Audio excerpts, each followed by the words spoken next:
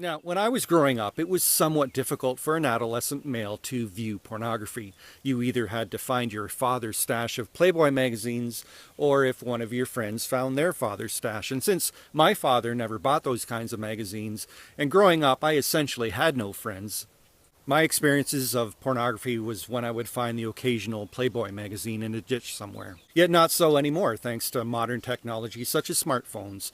Boys as young as 10 and even younger are literally becoming addicted to porn. And really, what hope is there for them then to have normal sexual relations once they become actual adults? But that's not what this video is about. In this video, I want to look at the equally dangerous problem of female porn.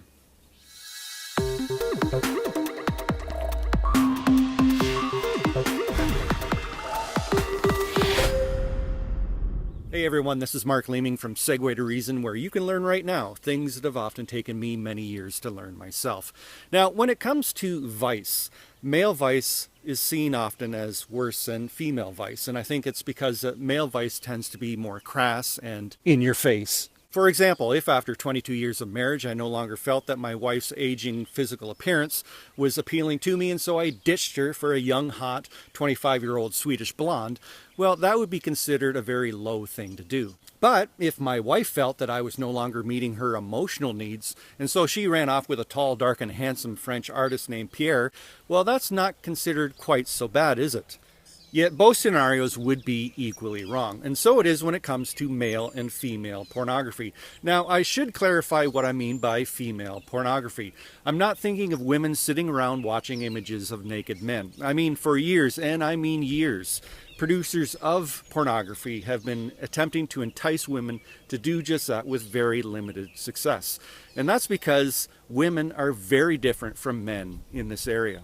Generally speaking, women much more prefer the romantic tale of finding true love, of that stranger who knows exactly how they feel and is able to bring them true joy and inner happiness. And this romantic tale can come through various mediums such as romance novels, movies, and TV series. For example, several years ago, there was a best-selling novel turned into a movie of a young wife who no longer loved her husband, so she left him, and the whole story is about her pursuing and finding true love.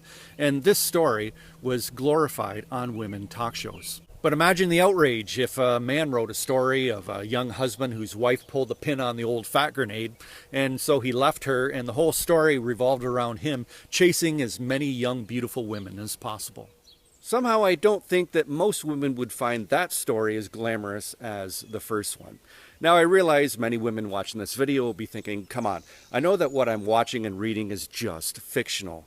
Well, consider that many men say the same thing about the pornographic films that they watch. Nevertheless, they do project upon their wives this false expectation that their wives behave more like porn stars. And in a similar way, women, especially young women, who repeatedly expose themselves to these fictional romantic tales, will inevitably project upon their husbands these false expectations that their husbands behave more like that fictional vampire character in the Twilight series. Both forms of pornography are helping destroy many marriages across our land, just not outside of the church, but also from within.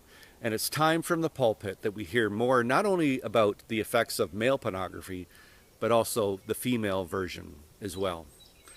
Just saying.